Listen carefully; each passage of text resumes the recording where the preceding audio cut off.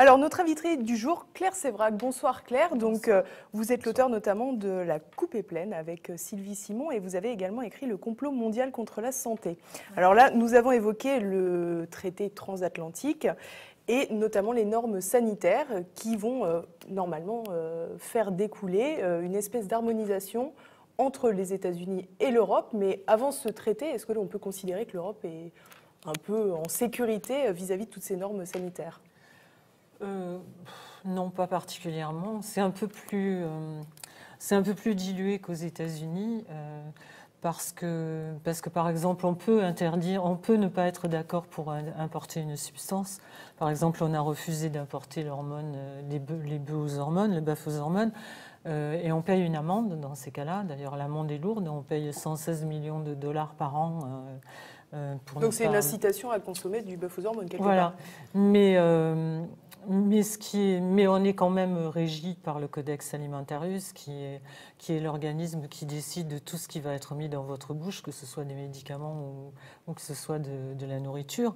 Donc la marge de manœuvre n'est pas très grande.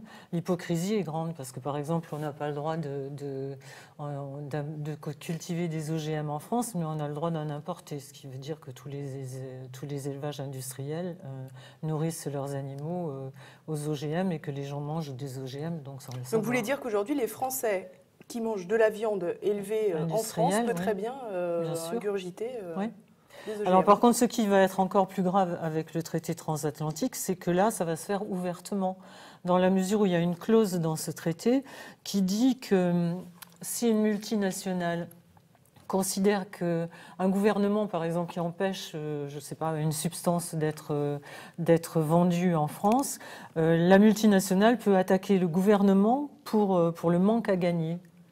Donc ça, c'est l'horreur totale, parce que dès qu'on va interdire une substance, les cartels étrangers vont attaquer le gouvernement français et on va être obligé de payer des trucs parce que le manque à gagner, ça se chiffre comme on veut. Et pour procéder à une interdiction, alors qu'il y a des études qui sont faites auparavant pour déterminer si telle substance est dangereuse, telle substance ne l'est pas ? Absolument pas.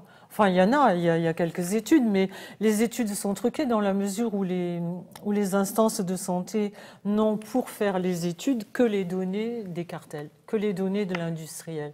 Donc il est bien évident que l'industriel, il ne va pas arriver à la FDA ou anciennement AFSAPS ou à l'EMEA en Europe et dire voilà, j'ai un produit qui est pourri, est-ce que je pourrais avoir l'autorisation? Bien évidemment. Et vous considérez donc, Claire Sévrac, que nous ne sommes pas protégés? Par exemple, on est quand même protégé de la décontamination chimique des viandes ou des antibiotiques non thérapeutiques. On est protégé de... Protégé de la décontamination chimique des viandes ou des antibiotiques non thérapeutiques dans l'alimentation animale. On en est actuellement protégé. Alors déjà, les 3/4 des aliments qui sont conservés un petit peu en France, c'est-à-dire qui mettent 3-4 jours à arriver sur les étals, etc., subissent, ils appellent ça l'ionisation. En fait, les aliments sont irradiés pour être conservés. Donc, je ne sais pas où on est protégé, là, mais non. Et les antibiotiques, il y en a dans tous les élevages industriels.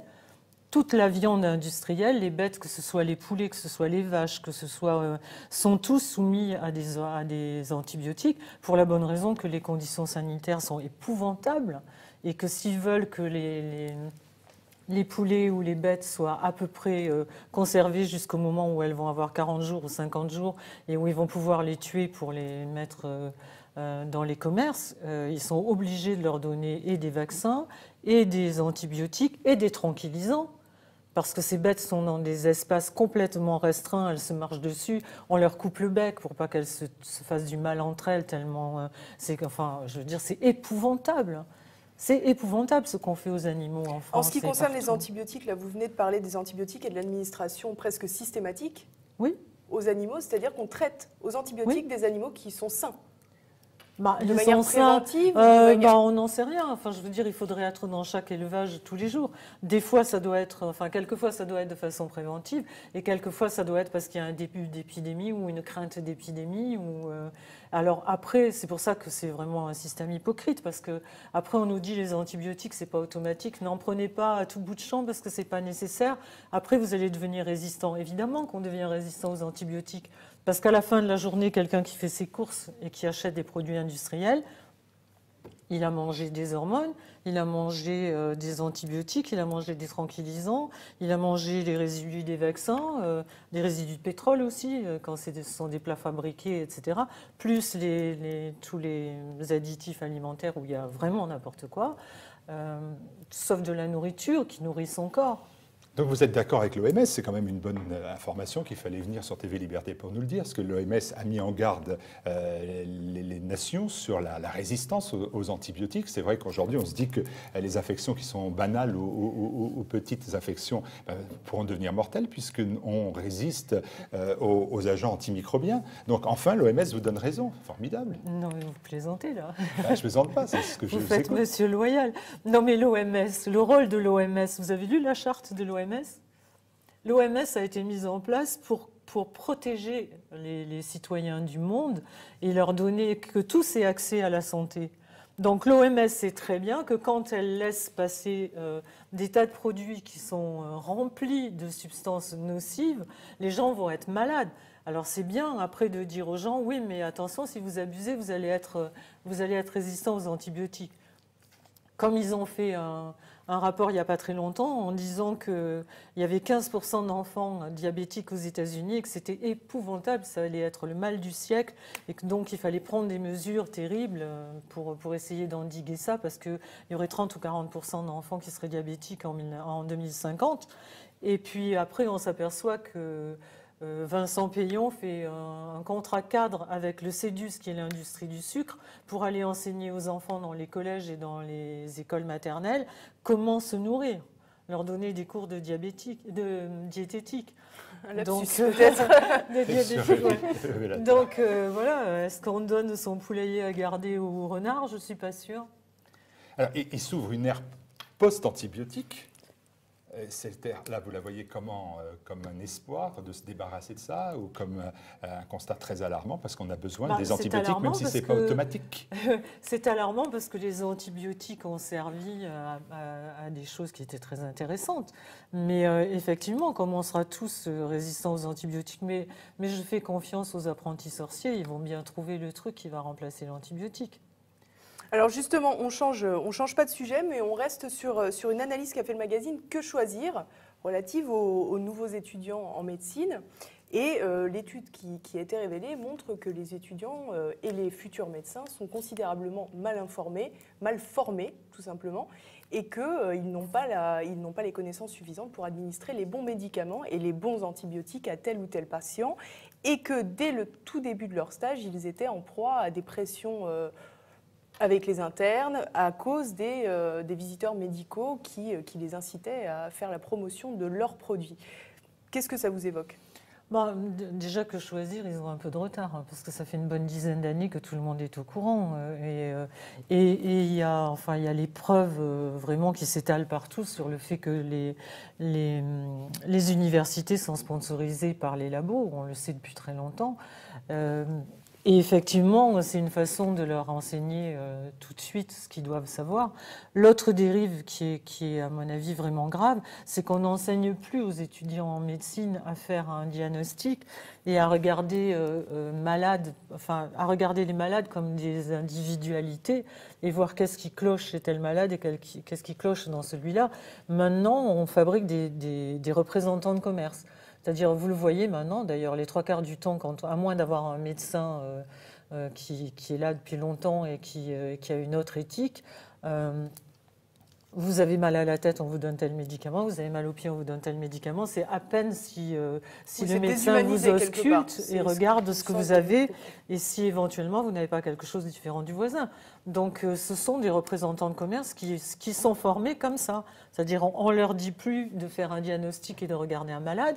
On leur dit s'il a mal aux pieds, tu prescris ça. S'il a mal à la tête, tu prescris ça, etc. Et donc, mais quelque part, si deux médicaments sont presque équivalents ou équivalents, et que deux représentants commerciaux essaient de faire la promotion de leurs produits. C'est simplement le commerce, le libre commerce. Si le médecin est achetable, c'est celui qui donne le plus grand bonus. Pourquoi vous croyez qu'ils vont faire des séminaires à Hawaï? Mais ce que dit Pourquoi ils Élise, vont pas à Berck-sur-Plage? c'est que ce sont des groupes pharmaceutiques qui font pression sur les étudiants de manière commerciale. Bon, on ne va pas refaire le monde, voilà, c'est de manière commerciale, pas pour ça qu'il y a un complot.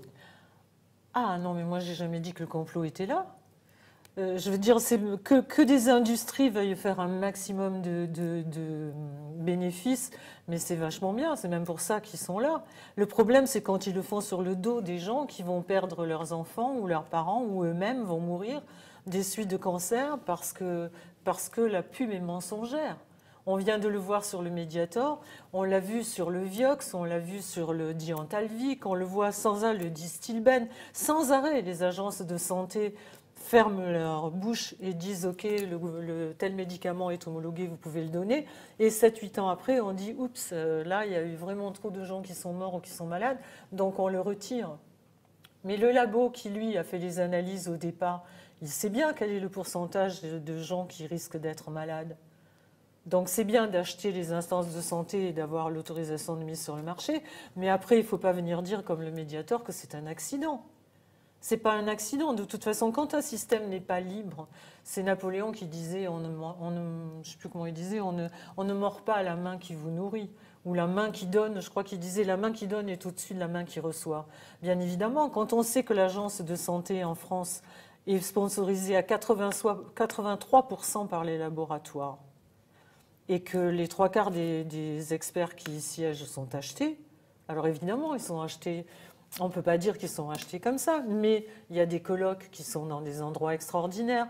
Il y a des dons qui sont faits à leur laboratoire pour qu'ils puissent s'acheter du matériel. Il y en a même qui disent « Moi, je ne reçois rien des labos », mais qui ont une société de loi 1901 qui reçoit de l'argent des labos. Donc, tout le monde sait ce que c'est qu'une société de loi 1901. Donc en gros, ce que vous êtes en train de nous dire, c'est que la santé du peuple, tout simplement, est aux mains de gens qui négocient leur voyage aux Maldives. Oui, mais il n'y a pas que ça. Mais c'est très vaste. Pourquoi les 3/4 des médias mainstream se taisent? Parce que beaucoup de journalistes, par exemple, font des piges pour les labos. C'est-à-dire quand les labos sortent un nouveau médicament, ils vont faire pondre un papier avec toutes les données qu'ils veulent que les gens reçoivent, ils vont faire pondre ça par un journaliste et ils le font signer par un grand ponte, parce que quand un grand ponte signe et dit au bas d'un document que ce médicament est bon, ça incite tous les médecins prescripteurs à prescrire ce médicament. Enfin, ce n'est pas parfaitement exact. Parce que vous disiez tout à l'heure que les universités sont financées par les labos, mais il y a beaucoup d'universités qui mettent en place des formations pour leurs étudiants, notamment pour lutter contre les conflits d'intérêts. Donc ils ont conscience de cette réalité-là. Ils essaient de la contrarier. C'est le cas à Bordeaux, par exemple, je crois. Ah bah peut-être, je ne sais pas. Enfin, ce que je sais, c'est que l'industrie balance par la fenêtre 57 milliards de dollars par an pour influencer les top docteurs. Donc je ne pense pas que ce soit des humanistes au point de balancer 57 milliards de dollars par la fenêtre si ça ne leur servait à rien. Bon, alors là, au final, on parle d'arrangements entre personnes plus ou moins bien placées, etc. Mais au final, tout à l'heure, vous avez parlé des lobbies. Mais les lobbies, finalement, ça existe vraiment? Ou c'est un peu un mythe, un peu comme le complotisme? Allez à Bruxelles. Enfin, je veux dire, vous allez dans les couloirs du Parlement européen, il y a 3 fois plus de lobbyistes que de députés. Donc là, c'est pareil. Je suppose que s'ils payent autant de gens pour aller influencer les députés, c'est que ça sert à quelque chose. Que ça fonctionne, c'est ça que vous sous-entendez? Oui. Enfin, je veux dire, c'est pas des gens qui ont l'habitude de dépenser de l'argent là où ça sert pas. Comment vous voyez votre combat? Un combat perdu? Un combat à gagner? C'est un combat difficile que vous menez. Je pense que Je pense que je dis notre combat, je vais expliquer pourquoi. Je pense que le combat, il faut le mener et je pense que le complot, il existe. Alors bien sûr, c'est pas, on a beaucoup galvaudé le mot complot et surtout, je pense que c'est une des dernières défenses de ces gens-là, de dire, dès qu'on dit quelque chose qui ne va pas dans leur sens, oups, on est des complotistes et des conspirationnistes. Mais en fait, je vois quand... par exemple, vous connaissez Marion Sigaud, Nous avons reçu sur voilà, que vous avez Liberté. reçu, Pierre Hillard, enfin des tas de gens, Étienne Chouard, on enquête sur des domaines qui sont totalement opposés les uns des autres. Et quand on se rend compte que c'est le même plan, la même façon de procéder dans tous les domaines. Donc voilà ce que j'appelle un complot. Ça veut dire que c'est simplement des gens, une minorité de gens qui sont d'accord pour que le monde pour que leurs industries fassent un maximum de profit.